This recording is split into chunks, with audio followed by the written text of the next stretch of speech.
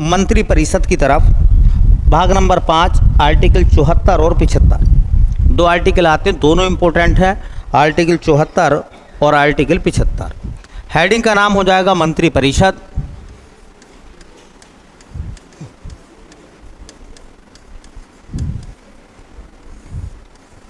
देखिए मंत्रिपरिषद, पहला सवाल तो वही है कि बेटा मंत्रिपरिषद का उल्लेख भारतीय संविधान के किस भाग में आता। कौन सा भाग पढ़ रहे हैं आप? भाग नंबर 5। ये मंत्रिपरिषद अगर समझ में आ जाएगा, ये केंद्र की मंत्रिपरिषद है, तो फिर राज्य की मंत्रिपरिषद समझ में आ जाएगी। अभी प्रधानमंत्री मोदी जी ने तीसरी बार शपथ ली है, तो अपने मंत्रिपरिषद का विस्तार उन्होंने करा। अपने मंत्रिपरिषद में किन किन लोगों को क्या क्या मंत्रालय दिए हैं, ऐसी चीज़ें आपने सुनी होंगी। ठीक है, तो मंत्रिपरिषद का उल्लेख भारतीय संविधान के भाग नंबर 5 में है। कौन कौन से अनुच्छेद मंत्रिपरिषद से जुड़े हुए हैं? तो एक अनुच्छेद होता है, देखिए एक अनुच्छेद होता है आर्टिकल नंबर 74 व अनुच्छेद 75। दो ही आर्टिकल हैं, दोनों इम्पोर्टेंट हैं, आर्टिकल नंबर 74 और 75।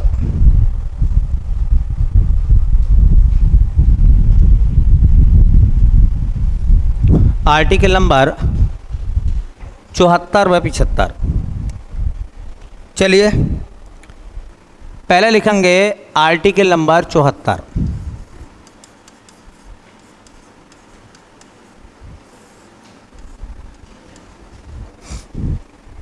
राष्ट्रपति को सलाह व सहायता देने के लिए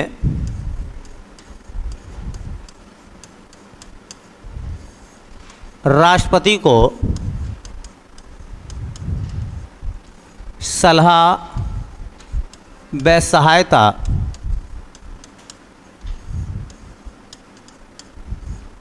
देने के लिए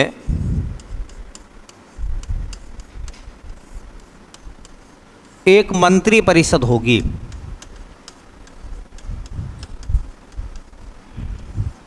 एक मंत्रिपरिषद होगी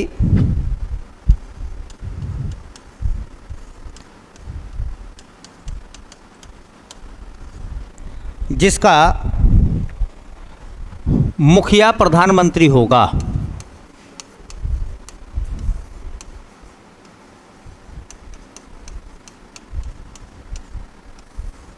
जिसका मुखिया प्रधानमंत्री होगा।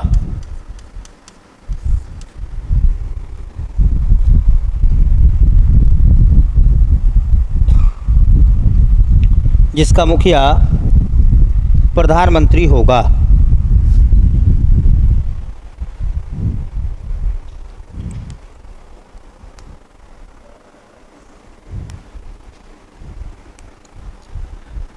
एक सवाल याद रखना बस यहाँ से कि मंत्रिपरिषद का उल्लेख भारतीय संविधान के किस अनुच्छेद में आता है?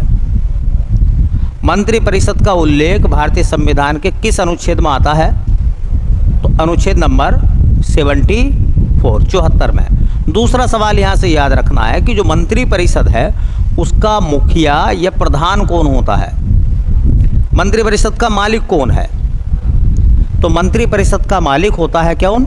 प्रधानमंत्री। ये दोनों बातें आपको याद रखनी है। मंत्रिपरिषद का मुखिया कौन होता भैया? प्रधानमंत्री। और मंत्रिपरिषद का गठन जो है वो कौन से अनुच्छेद में आता है? अनुच्छेद नंबर 74 में। ठीक है, आर्टिकल नंबर 74 मंत्रिपरिषद का गठन, और दूसरा मंत्रिपरिषद का मुखिया प्रधानमंत्री। या यूँ कहें कि सभी मंत्रियों का मंत्री कौन होता है?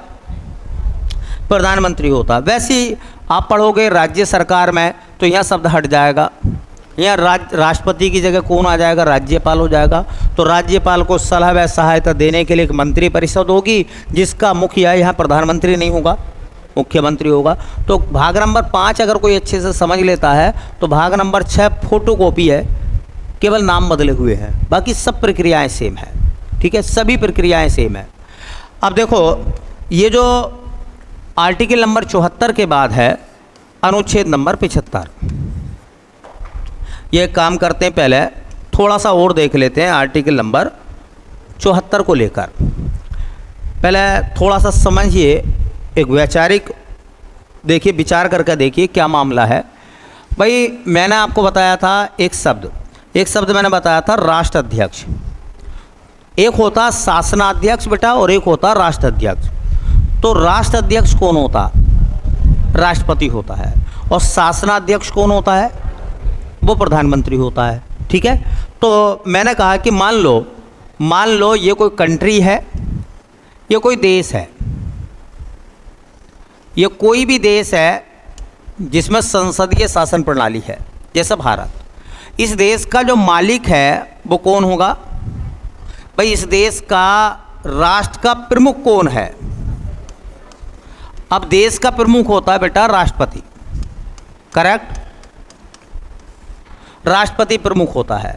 तो राष्ट्रपति क्या करता है? क्या पूरे देश की व्यवस्थाओं को वो खुद हैंडल कर सकता है? अरे भाई, क्या पूरे देश को एक राष्ट्रपति अकेला चला सकता है? ये नहीं चला सकता। एक व्यक्ति पूरे देश को नहीं चला सकता। या यूं कहें कि वो व्यक्ति जो देश का मालिक है, वो देश की कार्रवाइयों को अच्छे से बढ़ाने के लिए अपना एक कामों को कराने के लिए अपना एक मुखिया एजेंट करता है, एक मुखिया को नियुक्त करता है। तो ये जो राष्ट्रपति है, ये राष्ट्रपति एक व्यक्ति को नियुक्त करते हैं जिनका नाम होता है, क्या नाम होता बताओ? प्रधानमंत्री। तो राष्ट्रपति ने अपने कामों की जिम्मेदारी किसको सौंप दी? देखो, नाम तो राष्ट्रपति का चलेगा, लेकिन उनके कामों को कौन करेगा? तो एक बात बताओ, देश के कामों को करने में राष्ट्रपति को हेल्प करी या नहीं करी? मशवरा दिया या नहीं दिया? तो जो देश है उसके कामों को राष्ट्रपति खुद नहीं करते हैं, बल्कि कराने के लिए प्रधानमंत्री को नियुक्त करते हैं कि भाई नाम मेरा रहेगा, देश के काम तुम करो। तो देश का प्रत्येक काम राष्ट्रपति के नाम से होता, प्रधानमंत्री के नाम से नहीं होता।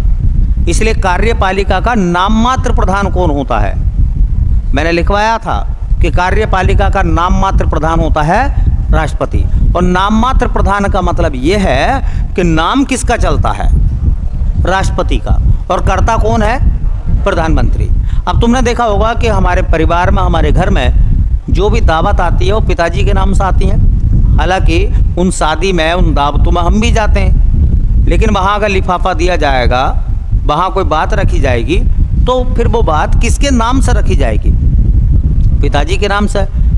इसलिए राष्ट्रपति देश का मालिक है और अपने कामों को करने के लिए वो प्रधानमंत्री की नियुक्ति कराता है या करता है। अब बताओ, जो प्रधानमंत्री है, क्या जब राष्ट्रपति एक अकेला आदमी पूरे देश के काम को नहीं संभाल पा रहा है, तो क्या प्रधानमंत्री अकेला पूरे देश को काम को कर लेगा? तो नहीं कर सकता। इसलिए प्रधानमंत्री कहता है कि साहब, ये पूरे देश के काम मुझसे अकेले से नहीं होंगे, मैं भी अपनी हेल्प के लिए कुछ लोगों को रखूँगा। तो उन्होंने कहा ठीक है, तुम कुछ लोगों को रख लो। तो देखिए, एक प्रधानमंत्री क्या करता है? तमाम सारे मंत्री रखता है। एक प्रधानमंत्री के अंडर में कई सारे मंत्री होते नहीं होते, और अलग अलग विभाग में होते हैं। कोई गृह मंत्री होता है, कोई रक्षा मंत्री होता है, कोई वित्त मंत्री होता है, कोई रेल मंत्री होता है, कोई कृषि मंत्री होता है, कोई अन्य मंत्री होता है,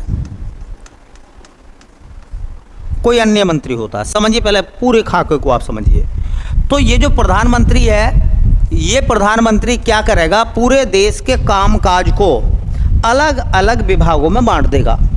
जैसे रेल विभाग अलग कर दिया, कृषि विभाग अलग कर दिया, रक्षा विभाग अलग कर दिया, गृह विभाग अलग कर दिया, ठीक है। ऐसे ही शिक्षा विभाग अलग कर दिया, मानव संसाधन विकास मंत्रालय अलग कर दिया। तो कई सारे विभाग किसने बना दिए? प्रधानमंत्री ने। और इन विभागों में ये सब लोग किसकी मदद करेंगे बताओ आप? ये राष्ट्रपति की मदद करेंगे, प्रधानमंत्री की? अच्छा देखो, प्रधानमंत्री की नियुक्ति राष्ट्रपति ने करी है, तो आप समझिए प्रधानमंत्री ने क्या इन लोगों की नियुक्ति करी है? प्रधानमंत्री क्या मंत्रियों की नियुक्ति करते हैं? नहीं करते, वो कराते हैं। क्या है? वो कराते हैं। अब देखो कैसे, मैं आपको बात बताऊंगा। ऐसा समझिए, आप अपना घर बना रहे हैं, तो जब आप अपना घर बना रहे हैं तो आप मालिक हुए घर के। तुम्हें पता है कि इतना बड़ा घर आप बना रहे हैं, आप क्या क्या चीज़ देखेंगे, तो आपने एक मुनीम रख लिया। कौन रख लिया? मुनीम रख लिया। मुनीम, मुंशी जिसे कहते हैं। तो मुंशी से तुमने कहा कि भाई देखो, जो मैं तुम्हें बताऊंगा वो काम कराते रहियो, मैं बताता रहूँगा, तुम कराते रहियो। उनने कहा चलो ठीक है। अब तुमने कहा भाई एक काम करो, घर बनाने के लिए मिस्त्री को लेकर आओ। तो एक बात बताओ, वो जो मुंशी या मुनीम तुमने रखा है, वो लेबर को और मिस्त्री को लेकर आएगा? तुम्हें बिना बताए लेबर को रख लेगा? तुम्हें बिना बताए लेबर को रख लेगा, मिस्त्री को रख लेगा? वो पहले लेकर आएगा और कहेगा कि बाबूजी ये तो मिस्त्री साहब है और ये 2 लेबर के आदमी हैं।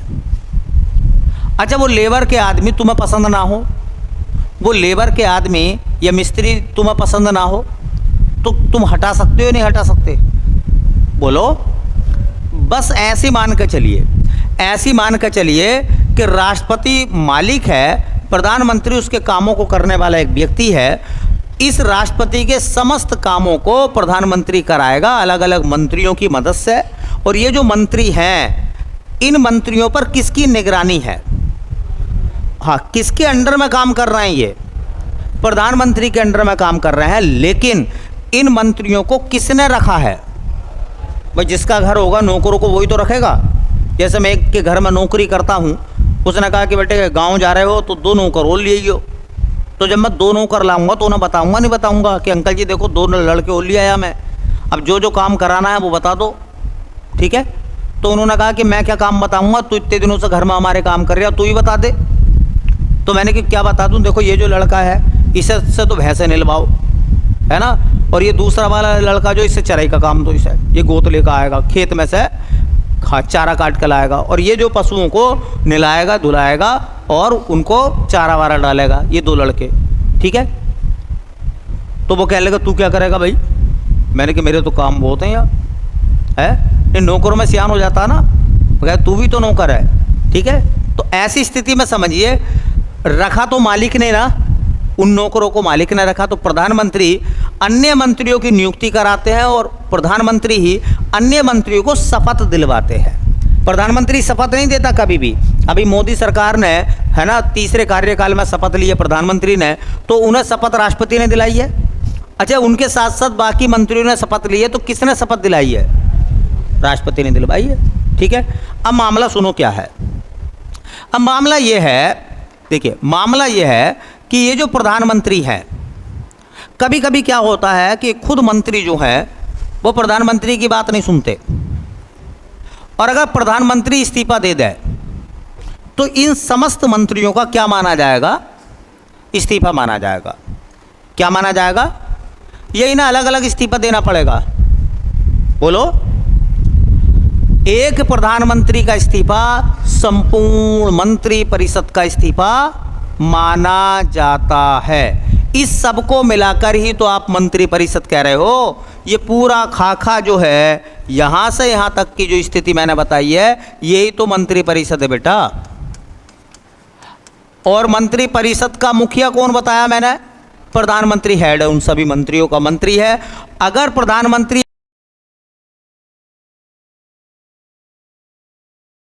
अपना त्यागपत्र दे दे तो इनका त्यागपत्र ऑटोमेटिक ही हो जाता है, इन्हें त्यागपत्र देने की जरूरत नहीं पड़ती। याद रखना, एक प्रधानमंत्री का त्यागपत्र संपूर्ण मंत्री परिषद का त्यागपत्र माना जाता है, उन्हें अलग अलग त्यागपत्र देने की जरूरत नहीं है, ठीक है? इसको आप ऐसा समझिए, ऐसा समझिए, एक किसान था। कौन था? एक किसान था, उसके 4 लड़के थे। वो एक दिन खेत पर गया तो उसने देखा कि एक सुनहरा हंस, सोने वाला हंस, वो जो है, हाँ, पृथ्वी पर आया, दाना वाना चुगा और शाम को चला गया। अब किसान ने देखा कि यार ये हंस आया कहाँ से और गया कहाँ को। अगले दिन फिर हंस आया। जैसे शाम को हंस उड़ा, किसान ने उसके पैर पकड़ लिए और किसान जो है उसके साथ उड़ गया, पहुंच गया वो स्वर्ग में, जहाँ खूब सोना चांदी ये सब चीज़ें थीं। ऐसी जगह वो हंस ले गया। लेकिन वहाँ हंस का चारा नहीं था, बाकी खजाना बहुत था। अब किसान था खाली हाथ। किसान ने सोचा यार खाली हाथ हूँ, आज कुछ लिया था घर से तो यहाँ से सोना चांदी लपेट के ले जाता। सुबह को हंस फिर आया तो उसने जब उड़ा होगा उधर से उसकी टांगा पकड़ ली और आ गया। तुरंत अपने घर गया और जाने के बाद में उसने ये बात अपनी पत्नी से बताई। उसने कहा कि देखो एक हंस आता अपने खेत में, लेकिन वो ऐसी जगह से आता जहाँ खूब खजाना है, तो मैं कल जाऊँगा एक बड़ा सा कट्टा लेकर, बोरा लेकर, और खूब सारा खजाना उसमें से भर कर लाऊँगा, ठीक है, और पूरी ज़िंदगी हमारी बड़ी सुकून से कटेगी, हीरे जवाहरात वहाँ से लेकर आऊँगा मैं, और तुम ये बात किसी से कहना मत। बड़ा लड़का ये बात सुनिया था उनका, तो उन्होंने सोचा यार पिताजी एक बोरा लेकर जाएंगे, 4 भैया हम, मुझे तो 1/4 मिलेगा खजाना, तो एक काम ना करूं पर्सनली मैं भी चलूं व्यक्तिगत तौर से। और उनने क्या करा, अपनी पत्नी से कहा कि मैं पिताजी के साथ जाऊंगा, बाकी किसी को मत बताना, पिताजी से मत कहना। उन्होंने सोचा कि मैं न्यारा हो जाऊंगा, सारे भैया मैं अमीर बन जाऊंगा, तो क्यों ना मैं पिताजी के साथ ही चला जाऊँ। मंझला भाई भी सुनिया था ये बात, सबसे छोटा वाला भी सुनिया था, चारों भाइयों ने बात चुपके से पिताजी की सुन ली। तो चारों को ये लगा कि पिताजी एक बोरा लेकर जाएंगे, एक बोरा हम लेकर जाएंगे, तो इसका मतलब यह है कि कितना सारा हमारे पास खजाना हो जाएगा। सब जाकर छुप गए इधर उधर, झाड़ी वगैरह में खेत पर जाकर छुप गए। हंस आया, उसने दाना वाना चुगा, और चुगने के बाद में उसने उड़ान भरी, तो तुरंत उड़ते हुए हंस के पैर पिताजी ने पकड़ लिए, उड़ गए पिताजी के पैर। जैसे पिताजी ऊपर को उठे, बड़े वाले लड़के ने पकड़ लिए। उसके बाद में बड़े लड़के के उससे छोटे लड़के ने, उसके बाद उसके छोटे लड़के ने, उसके बाद उसके छोटे लड़के ने, 4 लड़के और एक पिताजी लटक गए, एक ट्रेन बन गई, उड़ने लगे। अब जो बड़ा वाला लड़का था उसने पिताजी से पूछा कि पिताजी तुम कितना बड़ा बोरा लाए हो। पिताजी ने कहा कि जब कमक तो आ गए हो तो ऊपर ही बात कर लियो, जहाँ हंस जाकर रुकेगा, है ना। तो उन्होंने कहा ना पिताजी बताओ तो सही, कितना बड़ा बोरा तुम लाए हो, तुम बड़ा छोटा बोरा लाए हो, मैं तुमसे बड़ा बोरा लाया हूँ खजाना भरने के लिए, ठीक है।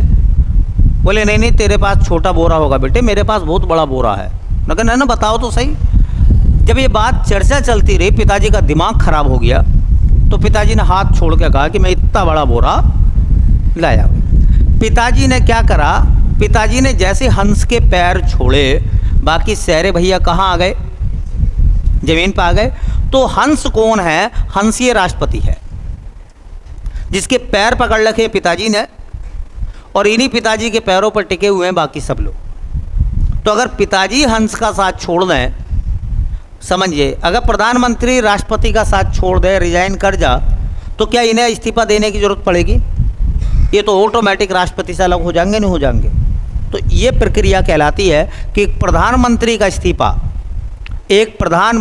इस्तीफा संपूर्ण मंत्री परिषद का इस्तीफा माना जाता है। ये भी क्वेश्चन आता पेपर में। चलिए, तो मैंने ये आपको बता दिया कि मंत्री परिषद क्या है। मंत्री परिषद में सभी मंत्री आते हैं और प्लस कौन आता है, प्रधानमंत्री आते हैं, ठीक है। आर्टिकल नंबर देखिए, आर्टिकल नंबर 75 हम पढ़ेंगे, और उसमें कहा गया मंत्री परिषद के संबंध में अन्य उपबंध, बाकी जो बातें हैं। अनुच्छेद 75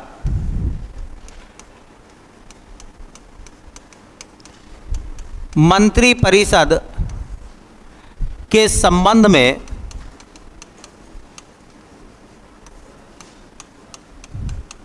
अन्य उपबंध, मंत्री परिषद के संबंध में अन्य उपबंध।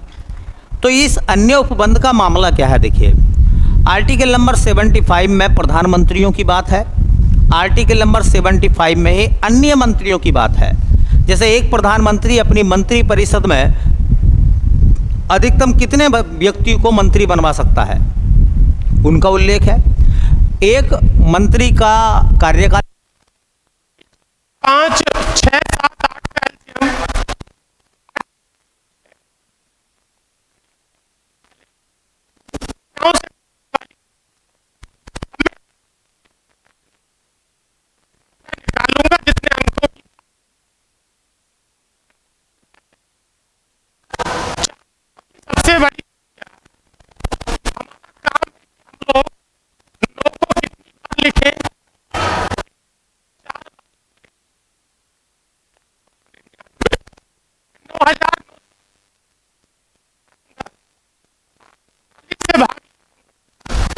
चालीस से भाग लगाने पर को 9,999 में से घटा